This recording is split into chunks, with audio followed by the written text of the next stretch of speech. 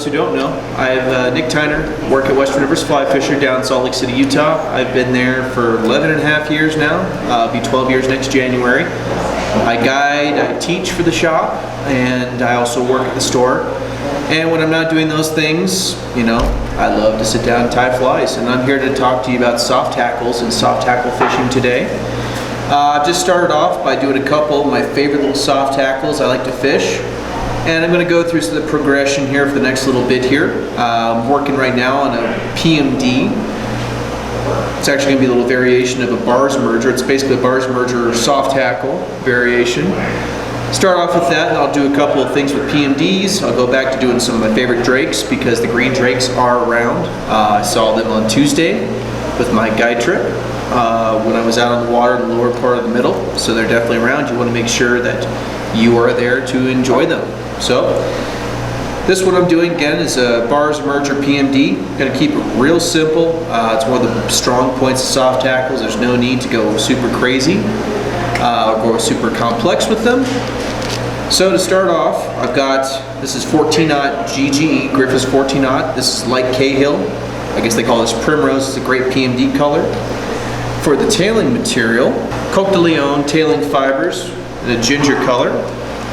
If you want to talk to me about this, I can tell you more about that down the road. I love this for PMDs, whether they're, you know, adults or nymphs, great stuff.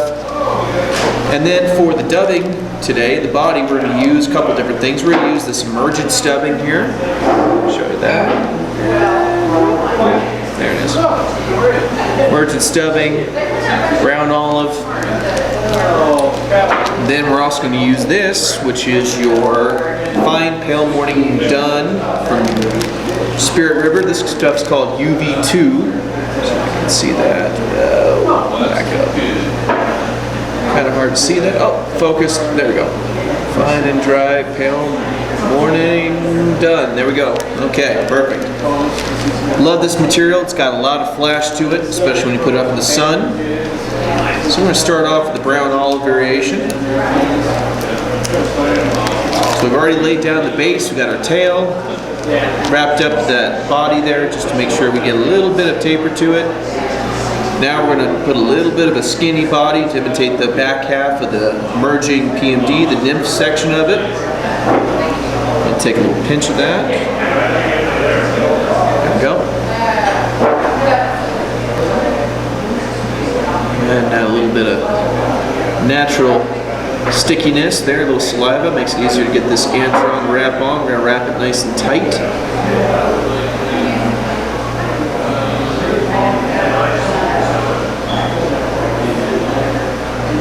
Good. And every time we wrap, we twist. So we start here at the back end. A little wrap, a little twist until it bites in. There it is, now we're cooking.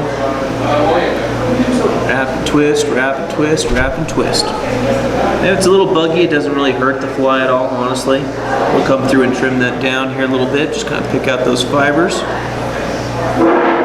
Wrap that up to about, I'd say, 3/4 of the way there. Pinch off what we don't need, because we still got to leave yourself plenty of room for the head. Okay, wrap that down here. And again, you can leave that buggy if you like. I like to leave mine not so buggy, so I'm just going to come in here and just trim it just a little tiny bit. Not too much though. A little bit of bugginess actually helps trap air bubbles. Actually gives the fly a little bit more of a realistic look, especially since this is an emerger. There we go. All right. Now we're going to put in a little bit of flashback. Standard stuff. Use this on a lot of different flies. You know, base this width on the size of the fly you're going to tie. I like to go sparser, especially with soft tackles. The key to them being so successful is being sparse, not super bulky.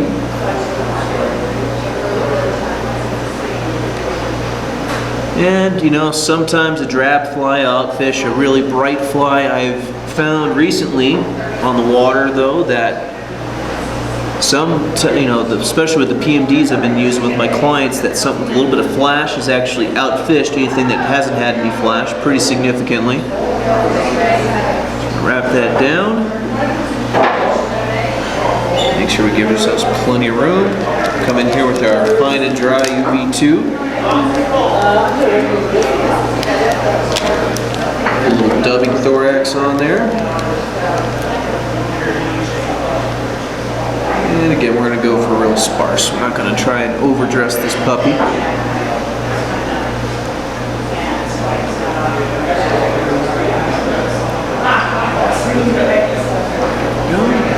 Twist it up.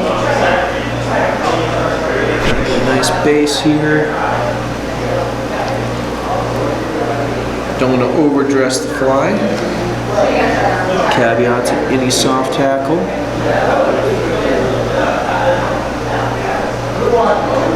Just a nice thorax, because we still got to leave ourselves plenty of room for that hackle we're going to put on here. Pull it over the top. Lock her down. Wrap back. Just a little flash is all we need.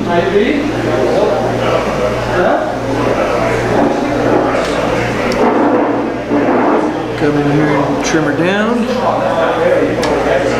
Now this fly by itself, we could finish this and it actually worked really, really well, but we're going to add that little soft tackle collar on here, which makes this fly super versatile. When it comes to putting your soft tackles on, I mean, the technique itself is fairly simple, how you wrap and palmer it. Some people like to actually tie it in by the tip of the fly and wrap it forward. I actually like to tie it in by the base and wrap back. And the reason for that is because I like to counter rib my thread back through that hackle. It makes it a much stronger connection. The hackles don't pull out, they don't get frayed up or beaten up by the trout as much. Again, you know, I go for my own personal tying since I'm out in the water guiding and doing things. I like to make sure my flies will last more than a single fish. So we're going to tie it in at the front here, lock that stem down, then to make sure that stem really isn't going anywhere, push it back and lock it in. Just like that. And you could leave the stem there, but I like to trim that up nice and tight. Now, take our hackle pliers here. We're going to wrap that back. There we go. So again, I'm wrapping the hen hackle back now. Took a little notch out of that front there just to make it wrap a little easier. Again, I do this so I actually can counter rib my thread back through that hackle, which means it's not going to get yanked out the first time the fish hits this thing.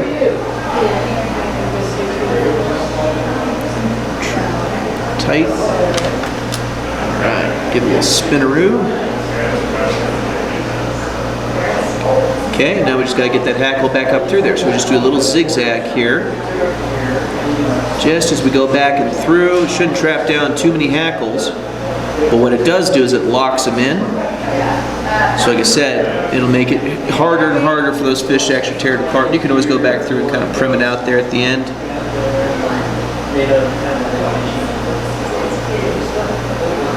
There we go. And we just whip finish.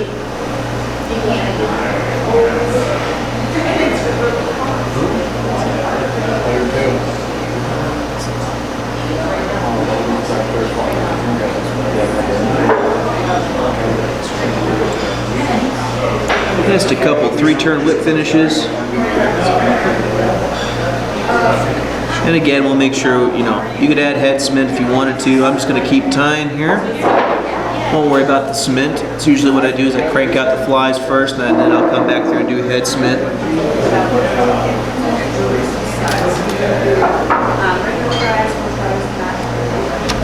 There it is. So again, kind of a variation on a bars merger. This is a real effective fly though. I love fishing this thing either as part of a nymph rig or you can actually Fish it as a dry fly or fish it as a cripple just by hitting up the hackles with a little bit of floatant.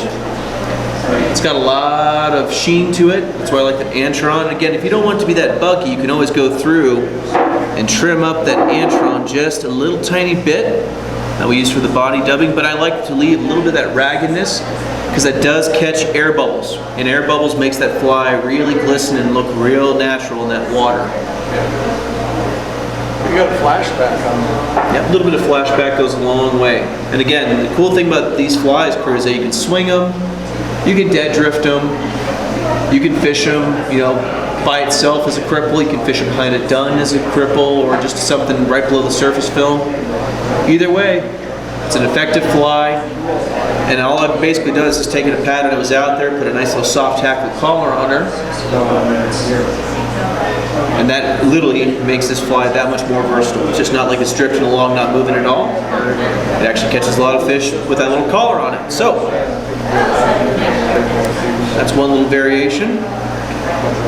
Love that fly, one I have a lot of confidence in. This will be another soft hackle variation on a fly that you guys have probably seen, heard of. We fish a lot around here. Split case PMD. This is a variation of a split case PMD with a soft hackle collar.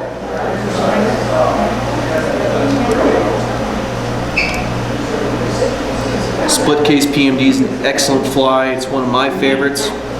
Again, a real confidence pattern for me. So we're actually switch our thread out here. Split case isn't a fly that we want to go super bright with. We actually want to make sure we use a little bit of a darker thread to start. So I'm going to put our primrose over there. We're going to go back to the 14-aught black. You could also use 8-aught uni brown. That's another great fly, or another great thread to use with this.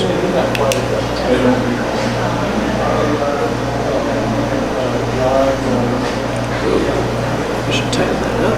There we go. Note to self, make sure that everything's nice and tight in your vise before you start to crank. Alrighty. So we're just going to lay down our base thread layer. You know, again, there's so many personal things. As long as you don't make it too thick or anything like that, I don't think it hurts to start at the front, go to the back, helps you get a better taper. We all got opinions, we all got different ways of tying things. As long as it turns out the way you want to, it's all good by me. So for the tailing material, we're going to use material. You can use a couple different things for tails, but for the split case PMDs, if you've ever seen them, most of them are commercially tied with this mallard flank dyed wood duck gold. Big fan of that myself. And mallard flank wood duck gold is great for WD-40s. I also love it for PMD nymph tails. So we're going to take that and we're just going to strip some of the fluffiness off of this that we don't need. Put it in our rubbish pile. To get to kind of the fine stuff. And again, you don't want to have too thick of a tail. So I'd say about 6 fibers will do. Gives you a chance to, you know, lose a couple, especially if the fish are really mouthing this thing, which if they're on it, they will. Trim it down. So we're going to measure that out to be about, let's see, about 3/4, basically from eye to hook point. Wispy tail's not a bad thing. Come in here, we're going to lock her down. Alright, then we're going to go up. Again, instead of just trimming those off, I like to use that as kind of my base. Helps me get a better taper to the body. Trim her off. And for the ribbing, we're going to use extra small copper, ultra wire. I really believe in counter ribbing. Makes your flies last longer. Again, common sense stuff. Just break that off there. There we go.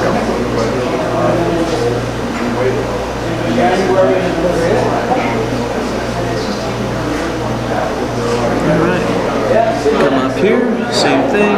Ooh. Lock her down. Ooh, come here, Ben. Third time's a charm. There she goes.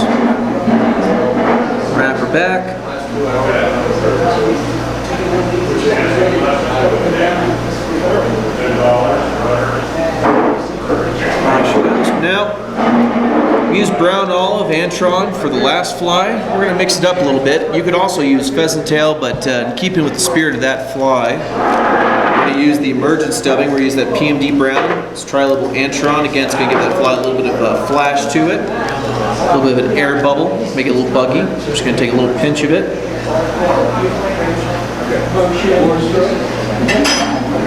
A little saliva up and down the thread. Helps that stick together.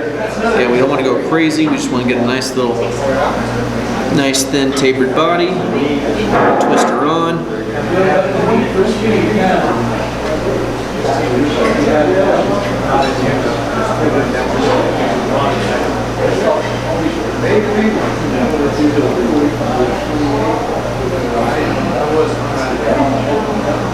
Get her to turn a couple times, get that to bite. Just wrap it up.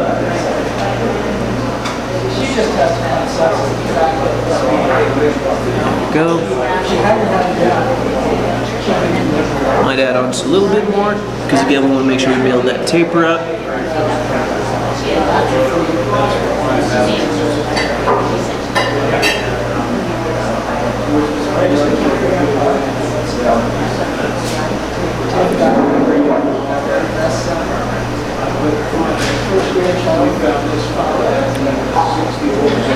Make sure you're dubbing nice bodies. I like to wrap and twist, wrap and twist. I want to leave a little bit of space here, just because I'm going to actually put a little bit of a hot spot on this fly. There we go. That's looking better. That's what I want to see. Pull the rest of that off. Now leave a little bit here. Stroke those fibers back. Go, I'm going to trim it a little bit. Again, with this Antron, it's so nice because it does make it for a very buggy fly. But if you don't want it too buggy, come on in and trim it up here a little bit.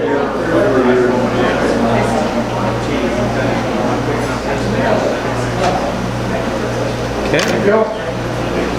Counter rivet. Unless that happens. Wire breaks. Well, we won't counter rivet then, I guess. We'll move on. We're going to do this UV light yellow, okay?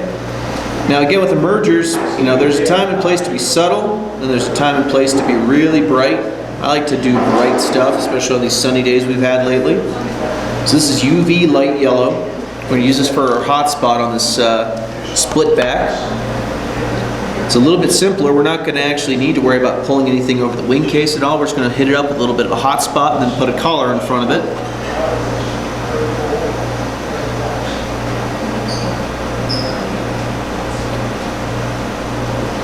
Again, the UV stuff is so nice because it really does make a nice little sheen, puts a nice big target on that fly for the fish to find.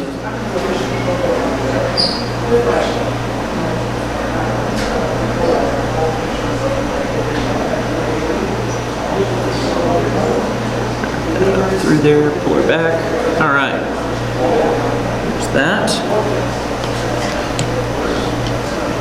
Again, just to make sure you want to make it nice and trim, come in through here. Trim up all the unnecessary, unwanted bugginess there. Okay.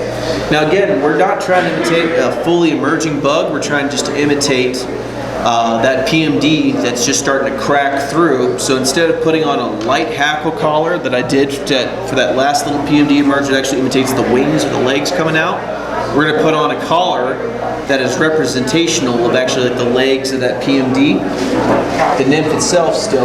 So I'm going to go back to my partridge skin. I'm going to pick a mottled brown one, so a little darker. Show you a little trick here, see if it actually works. Put that on here. Again, I can palmer this thing back, and I like to palmer it. But another little trick I can show you here too, and sometimes it works, sometimes it doesn't. We'll see if it works today. Is that we're going to do what's called a compensated hackle collar. This works great when you have nothing to work with but too big a feather. You can't actually palmer your partridge because it's just too big. So you take that, you trim a little notch in there, pull back the fibers you want to use. I say that should be enough. We might pull a little bit more there. Okay, and this is where you have to make sure you have good thread tension. We're going to overlap that like so. Put that right up against where we want it to be. Pinch her off.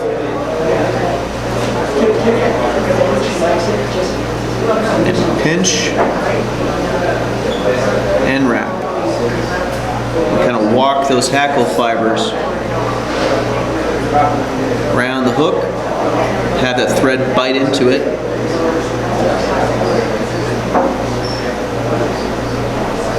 Spreads them out. That way we didn't have to worry about going too crazy. And then what we can do here is once you do that, you come in here.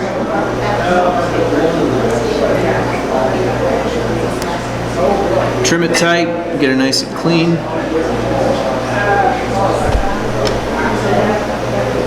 Help your fingers there, you can kind of use it, just kind of spread it out. Give it a nice, more even hackle collar. We're going to come in here and again we're just going to take our fingers, push them back, spread them out. And then just kind of wrap up. Give it a nice clean head. This also will help wrap those fibers around the hook. Spread them out a little more evenly. There we go. There should be. Come in here.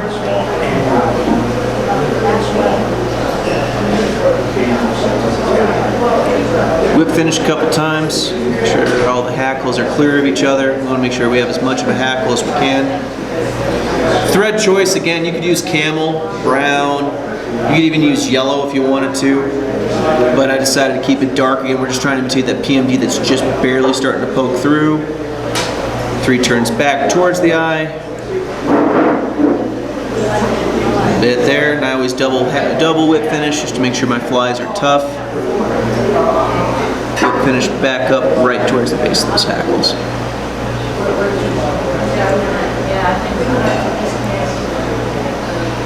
There it is.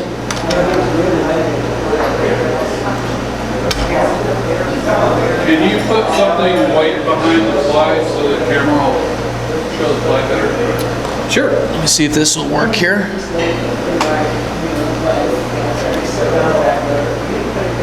See a little bit better there? Yeah.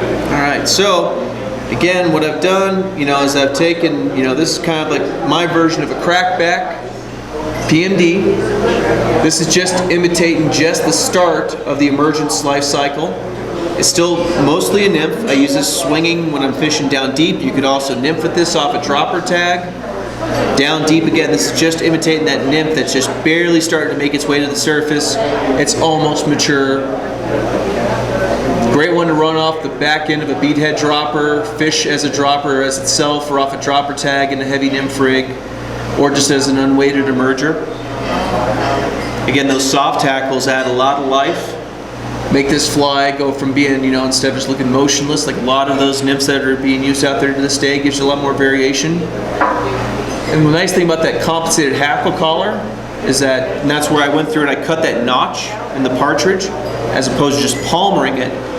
That notch, that little compensated hackle technique is so great because it allows you to use feathers that might be too big for you to palmer with.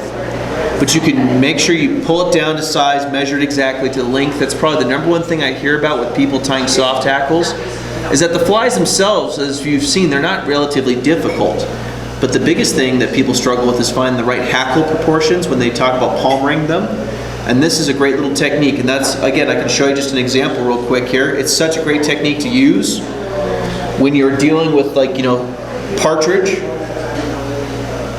So again, to make sure that your partridge, you can use this compensated hackle collar to get to the right length. What you do first, I'll put this in front of that. Let's see if I can get that out of the way.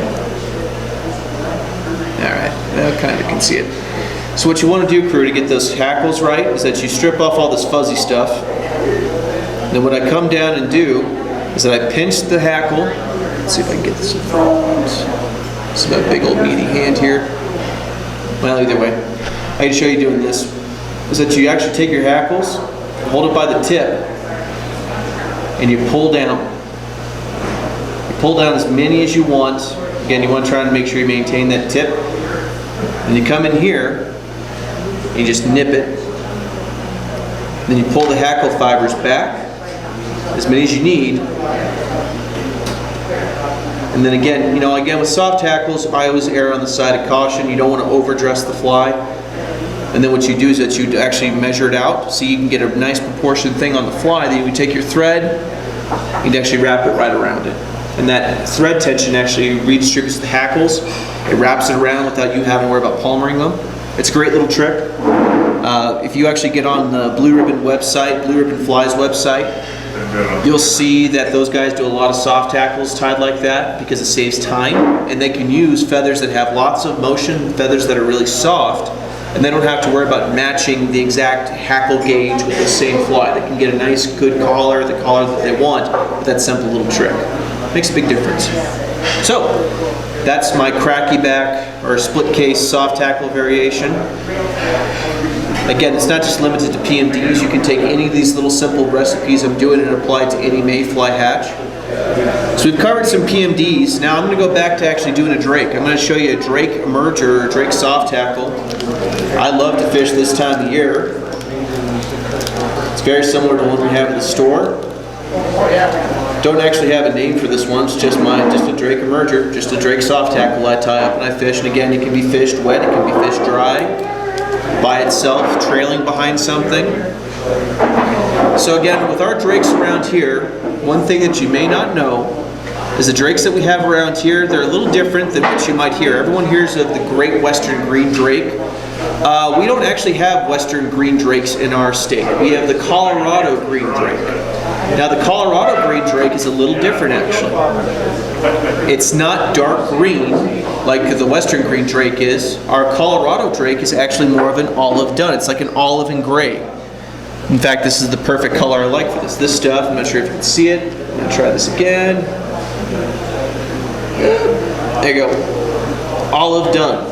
Okay, now this olive dun is a really kind of gray, olive, smoky color. Most of our drakes around here are actually this color. They're not the super dark green ones that you see up in Idaho or anywhere else. And they don't actually have a yellow ribbing. They actually have more of a rusty brown. Okay, so that's our main hatch that we see around here, and they're happening on the Provo as we talk today, as we speak. I saw them on Tuesday on my guide trip. They were down around on the lower portion of the middle. The fish weren't quite up on them yet, but it is the time, as I've been telling people in our fishing reports, you want to make sure that you have these bugs. So again, I could use the black. I'm going to switch it up here a little bit. Thread-wise, we're going to go with a uni. You can see that. Let's get this. Yeah, there you go. I like this olive dun. That's a great color and a good diameter for what we're going to be tying with. Size 12 fly. And that's the size you want for around here. Size 12s. I don't like to do size 10s. Our fish see so much pressure that going with a skinny, sparse fly, you often will have better luck fishing that than you will any other one. So do this fly, same thing, we're just going to put down a nice even thread layer. We're not going to start right behind the eye. Go down a little bit, we're just going to put down a nice even thread base. Because again, green drakes are actually chunkier than your average mayfly, so it's okay to put a little bit of an extra thread base down. You want to make sure that your fly has that same taper. Okay. Now we're going to take this Danville, this is kind of a rusty brown, single strand, this 4-strand rayon floss. Not sure if you guys can see that color there. You see how it's kind of got that rusty orange or rusty brown to it? That's a really good color for what we see on as the ribbing on our drakes around here. Again, the Colorado green drake is a little different coloration than some of the other drakes around the west. So we're going to tie that down, and we're going to come and do our tail, and we're going to dub up this body here. Hitch to lock her down, tie back.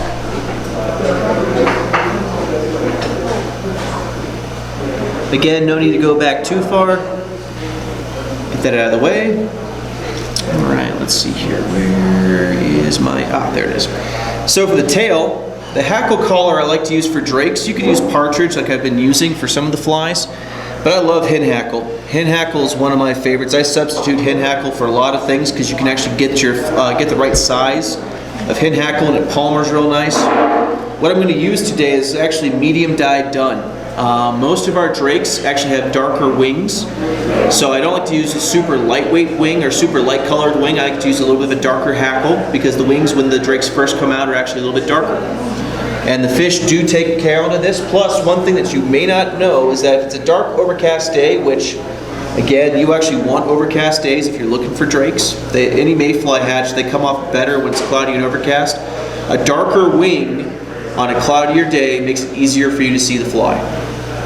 It sounds kind of counterintuitive, but the darker the day, you want to use a fly with a darker wing. It'll stand out easier. And you'll be able to see it against that backdrop, that silver glare in the water.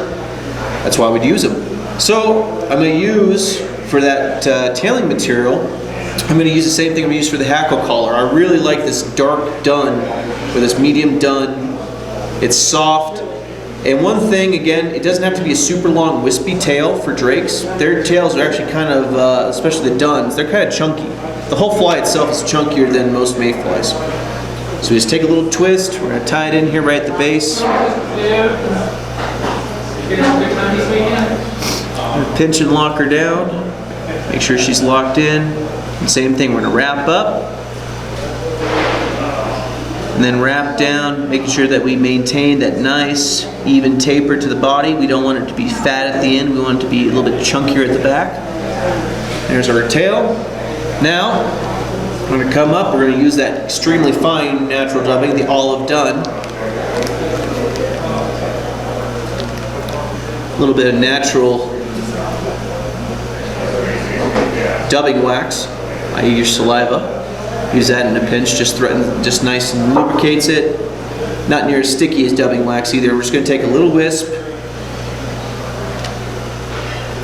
Again, we want to make sure that we roll it tight at the end here where we're connecting it, and then not so tight as we go up. We want to make sure that that bug goes from being skinny towards the tail to being fat. And with drakes, it's okay to actually have a fat fly. I know some people really struggle with their proportions.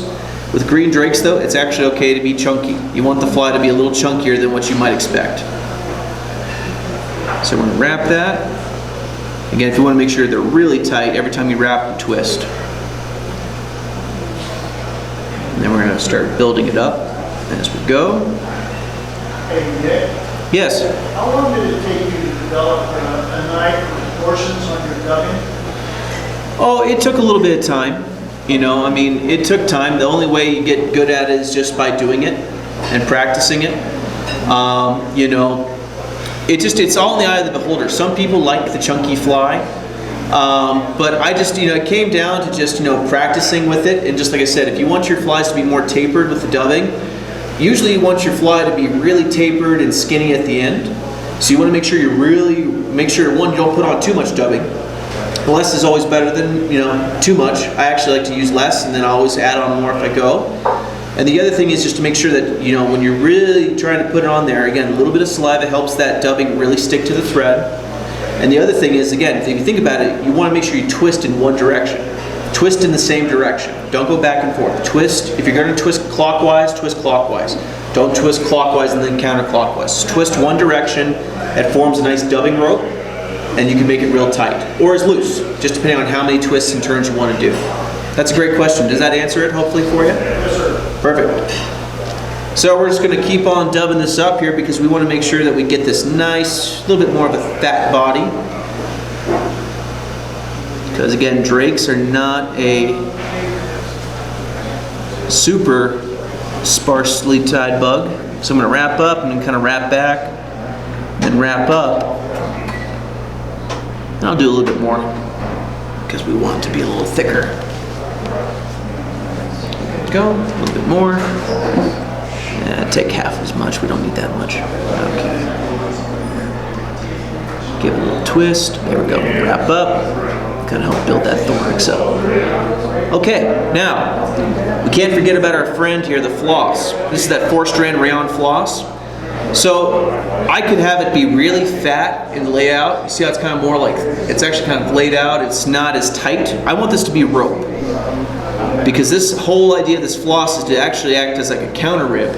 So I want this thing to make sure it locks down this dubbing and make sure that this fly doesn't come apart after a fish or two whacks it. I want my flies to last multiple fish.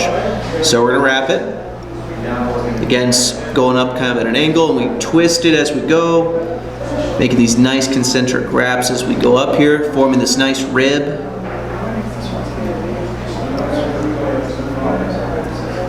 Okay, come up here, we're gonna tie her off.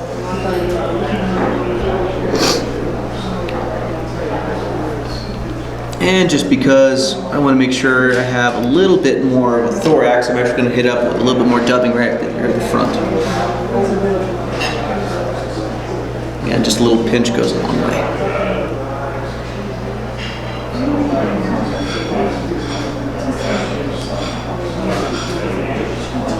There we go. That's not bad at all. Now, we got to put a hackle collar on this bad boy. And again, don't want to over hackle our flies. So I'm going to go in here in my medium done. Kind of eyeball it here. And that's about perfect. It's the same thing as before, everybody. When I tie these on, I know some people you've read, you know, tie in your soft hackles by tying in the stem first and then wrapping forward. I do the opposite.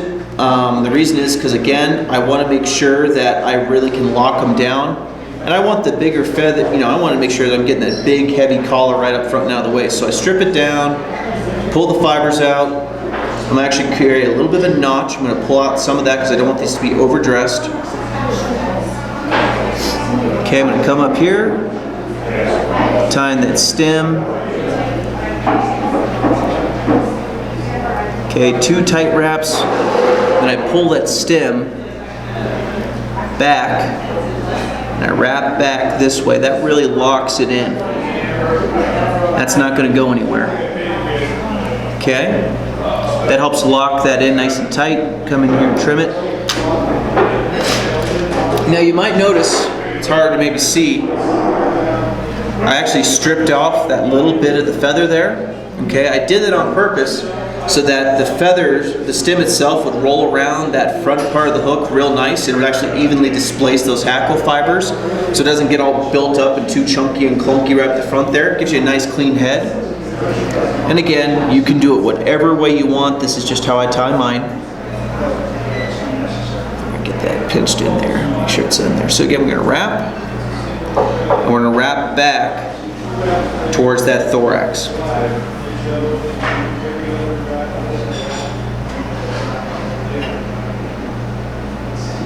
Just like that. Okay, and then I'm going to hold that up nice and tight. I'm actually going to go through, again, to make sure your thread doesn't trap down too many of those hackle fibers. I call it the Z technique. You zig and zag them. That actually helps make sure the thread doesn't trap down too many fibers, collapse the wing. Come in here, just give it a little trim. There it is. And then what I'm going to do is get that feather, we got to get that thread, excuse me, back through the feather. So same thing, we're just going to zig. And like so, thread is back through, but it's actually locked down those feathers. So that sucker's not going to get, you know, if it gets eaten by a couple trout or a bunch of fish, it shouldn't just have the hackles come popped off loose. It's going to really lock her down. And then again, when you're whip finishing, we go front to back. Come over here, we're going to wrap her.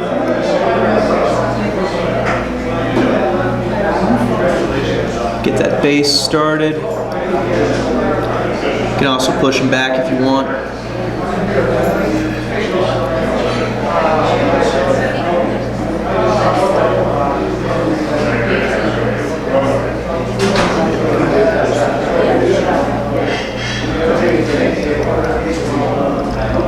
One, two, three.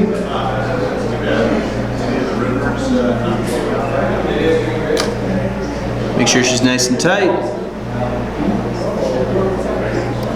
Give her a trim. And there you go. Nice simple little drake I oftentimes, this is one of my ace in the hole patterns. I could have made it a little bit thicker, maybe dubbed it a little bit fatter, gone back more on the hook shank, but again, one of the things that I have found over the years of guiding and fishing around here, especially places where there are lots of drakes and people fishing drakes, is that these fish, they get hit by every pattern known to man, and especially the big, really big fat patterns. It's the patterns we all love to fish, the really big poofy ones. It doesn't take too long for those fish though to get pretty, on top of that. So by going with the skinny sparse pattern, especially after those fish have seen and been hooked by a couple of drakes, it's got a good profile to it. And again, what's so nice about this fly is that those hen hackles are soft. The fly will sit a little lower in the water column. You can fish with this thing ungreased behind a dry fly. You can fish with it greased up like a dry fly, like a mayfly cripple. You can swing it like a soft hackle. Again, that's what the whole presentation is. You can swing this fly prior to the hatch, grease it up, and fish it in the film or on the surface during the hatch. Soft hackles are only limited by what you do with them. And this is a fly, it's very simple, but again, this whole formula, just keeping it simple and using this type of formula, the tails and the hackles have to match the wing and the tails, the natural. You can make this into a PMD, lesser green drake like a flav, pale evening dun, blue wing. This simple little style here catches fish for varieties of different mayflies, just tied in different sizes and different colors and materials. It works. Thanks, Nick.